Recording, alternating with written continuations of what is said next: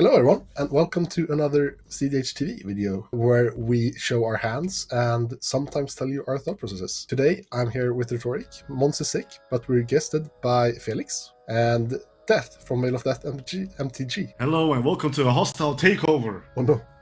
Today I'm back with Pirate Metal, just in the name of playing with death. It's been a minute, so yeah, we're just using a Grixis package and still using advantage we have with treasure tokens and so forth, even though there's a lack of dark side. Honestly, I haven't played this deck since various bans, so I'm excited to see how this goes. But yeah, there's all the typical packages that you get from Grixis. I'm playing the new, I'm not sure if she's leaked or if she's like been officially spoiled now, but the new Narset. This is a turbo Jeskai Storm deck. Narset has this really interesting and powerful effect where you can take a traditional Storm turn, and if you kind of like fail your Storm turn, you can just play Narset and like redraw your cards. But outside of that, she's also super strong with like Last Chance Final Fortune effects, where you get to set up really big, play Last Chance, get a new grip of cards, and play into your next turn. This deck is mostly the creation of a friend of the channel and friend of mine, Firlo, but I have added some small includes, specifically a Valley Flood Caller package with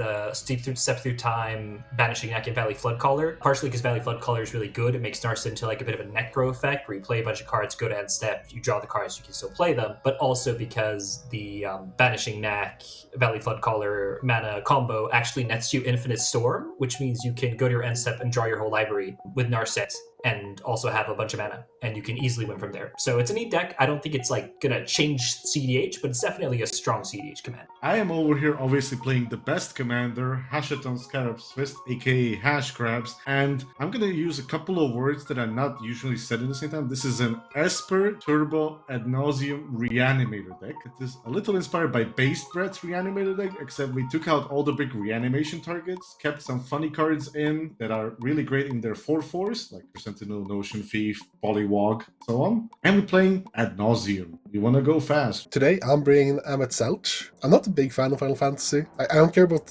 the expanded universe thingies, but I don't know the lore. But what I do know is Yawgmoth Will is a good card. So I'm just trying to play Yawgmoth in Command Zone. It's not exactly Yawgmoth, sadly. So we need to like play it around it a bit. But hopefully I'm gonna amass a large graveyard, flip my commander, and then effectively having like 20-30 cards in my hand, which should be pretty good still if we can get there. This is our first hand, and it has almost all the cards in the deck that I'm sus about including to begin with, which is kind of funny. We don't really have an mana. If we were to top deck a land, we kind of have some mana. We have 2 lands in Falver Stone, and we're close to activating Mox Opal. But even if we do, it's like 3 mana turn 2, or starting turn 3, play Mox Opal, play Grinding Station. We still just have 2 or 3 mana, and that's turn 3, and that's not really a power play at all, so it's not something we should even be considering right here. So let's just Mulligan. This hand has a way higher payoff, but sadly we're still missing a bunch of stuff. Swapping almost any 2 cards except for Heuristic for lands would be great, but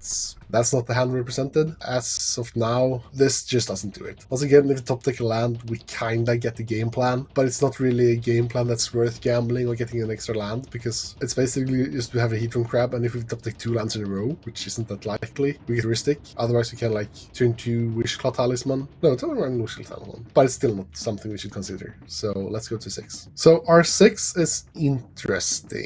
It's actually surprisingly close to being turn 2 Rhystic or Necro. I think this is a deck that prefers Necro over Rhystic overall, by the way. I'm not entirely sure, but I feel like you need a lot of setup for Necro to be good in this deck. If we were to go turn 1 land, Git Probe, offer Git Probe, we untap turn 2 with 4 mana, which is Besiege mana, but sadly we can't both sacrifice the treasure for mana and for the bargain cost, which means it's not actually turn 2 Rhystic, it's a turn 2 Demonic Tutor, but bad, for 3 cards. So I don't believe in that play pattern. This is one of the reasons I don't like including cantrips in my decks, because cantrips can be very powerful. But my personal problems is that cantrips in hands like these baits me into thinking these cantrips are actually good cards. I think this overall is just too bad, so I'm gonna go to 5. This 5 I actually think is the best one, or the best hand we had like so far. Yeah, we have a 5. During this hostile takeover, as you can see, I'm playing paper instead of Moxfield. This is the second 7 I kept. Why? Because it's a turn 1 Hashaton into turn 2 Ghost Ghostly Pilfer, which is a discard outlet. We have a reanimation in case Hashaton dies, ponder to get us into cards, and it's basically a game plan. If we top deck another land, we're golden to go,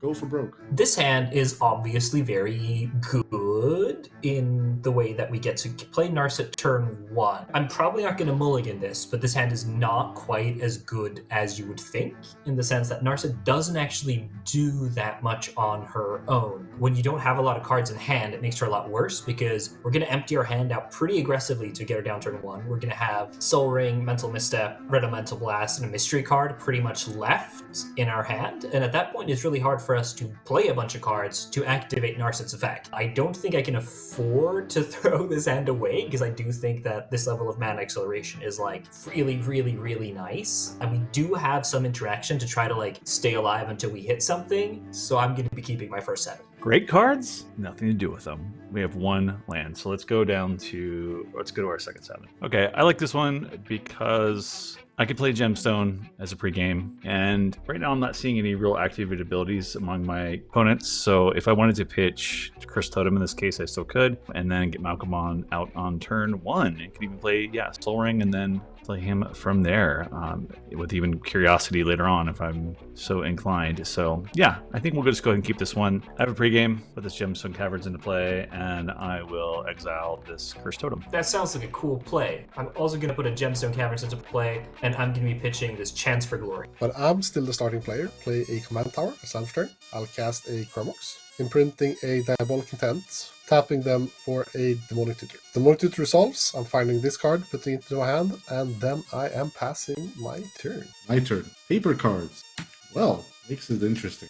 I'll do what I said in the intro. I'll play Sea of Clouds into Lotus Petal, then I'll sack the petal for a black, white, and bring on ye old hash grabs. Then I will pass turn. I'll play Windswept Heath, and I will crack it, getting a Tundra. Actually, I'll get a Plateau, I think. Spirit Guide for red mana, and I will put a Narset onto the stack. Then I will just pass the turn. I get actually trigger in my end step, where I get to discard my whole hand to draw 1 card, and I will decline that trigger. I drew a card for turn, and I put a Scalding Tarn into play. I'll crack it. I will get an Underground Sea, Gemstone Caverns for a Soul Ring, and I'll tap 2. Soul Ring and Underground Sea for Malcolm. After that, I'll pass. Take my turn. Land for turn will be a Ancient Tomb. I'll tap it, taking 2, tapping 2 more mana for the One Ring. The One Ring enters, I'll get protection for turn, then I will pass. I'll play this Mana Vault, tap it for free, Arcane Signet, leave a colorless floating, cast Ponder. I will put the cards back this way, play a Windswept Heath, which I would like to crack and fetch, looking for Tundra. And then with the colorless floating, tap for blue, play a Ghostly Pilferer, pass ye old turn. A lamp, and I will play it. I'll play a Soul Ring. Yeah, I'll give you a little slap with Narset. Narset is a 3/4. Damage has been received. Then I will simply pass the turn. Go to my turn. Then for turn is a mountain. I will move to equipped Curiosity on Malcolm. Yeah, I'll hit Felix for 2. What the heck? I can't. I legally cannot play Adnod. Take 2. Make a treasure token. Pass from there. In your end step, I will tap the One Ring to draw a card. Untap and take damage to One Ring. I'm gonna tap the One Ring during my main phase to draw 2 cards. Play a Underground Sea. I'm taking 2 damage because I'm using Ancient Tomb again to cast a Emet Selch that draws for the Ghostly Pilferer. ETB, I will draw a card and then discard a card. And I will be discarding a Basalt Monolith. Using my floating mana, tapping my last land to cast a Grinding Station. And then I'm passing my turn. I will play the Soul Ring, and then I will tap that Soul Ring. Play a Talisman of Progress. Combat. Rhetoric, I will come and visit you for 2 with my Ghostly Pilferer. No blocks. Take 2. And then I'll just kindly pass. That's a card right there. I like that card. Hey guys, it's your friendly neighborhood turbo player. How do we feel about a wheel? Doesn't that sound fun? Yeah, wheeling. Wheeling is cool. Anyone else wants to wheel? Raise their hand. So fun. So cool. Anyways, I'd like to play Final Fortune. I pass on Final Fortune. Fantastic. Final Fortune resolves. Storm is 1. After that, I'd like to put a Time Twister onto the side. Storm is 2. I am going to tap 1 for blue, and I'm going to attempt a Chain of Vapor Narset. Step. Targeting Chain of Vapor. Fantastic. Time Twister is back on the stack. I'm going to pass. I'm passing. I'm not stopping your Time Twister. However, I'm going to do something very fun. I will activate Ghostly Pilferer's ability. discard this Dranev Magistrate, which will trigger Hashaton, and I will pay its cost to make a 4/4 Dranev Magistrate token. It's a black zombie. It's fantastic. I will put my cards in my graveyard, back in my library. Fresh that Bloodstained Mire's land for turn. I'll get a Steep Fence instead. Taking 2. Then I will tap that for Strike It Rich, a mystical tutor with my treasure token. I would like to put a Jeska's Will on top of my library. Then I would like to go to my end step. Before you move to your end step, I will leave one floating and I'll flash in Orcish Bowmasters. Annoying, but that's okay. Shoot Narset one time. I have a Narset trigger on the stack. I'm going to be greedy and let you draw the Jeskai Will and keep my grinding station. Discard my hand and draw 5 cards. All right, I will shoot 3 arrows at Narset to potentially kill it, and then I'll shoot 2 at Ghostly Pilfer. You have 1 arrow left. And 1 arrow at Pontus. Spreading out the love. Go to my extra turn.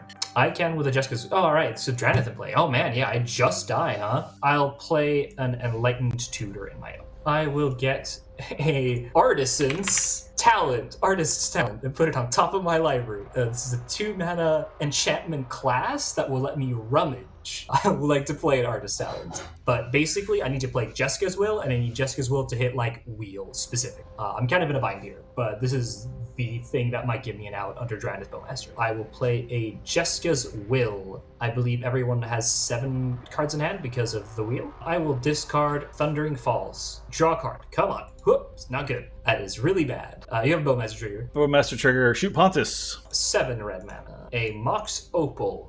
Trigger Artist's Talent. Put a Pact of Negation into my graveyard and draw a card. I'll shoot you. I'll take it. I have to discard this card in my hand, which is a Marsh Flats, and draw a card with Artist's Talent. Bowmaster, I'll shoot Death. It'll be a total of 2 triggers if this Gitaxian Probe resolves as well. I will draw a card off of Gitaxian Probe. That's another Bowmaster trigger. Take 1 to the face, Pontus. Dang, that's really unfortunate here. At this point, I cannot cast any more non-creature spells. Simply cannot keep storming. So I will have to pass the turn and die an honorable death. Kudos to everybody. What a game. What a game. Land for turn will be a Morphic Pool. We'll send the Orcish 10/10 at Pontus and Malcolm 2/2 flyer at Death. No blocks, take 10. We'll draw a card from Malcolm and make a treasure. Sack this treasure. I'll tap this for black, tap this for black, cast Necropotence. I pass Necro. I'm going to go Buck Wild, going on a 5.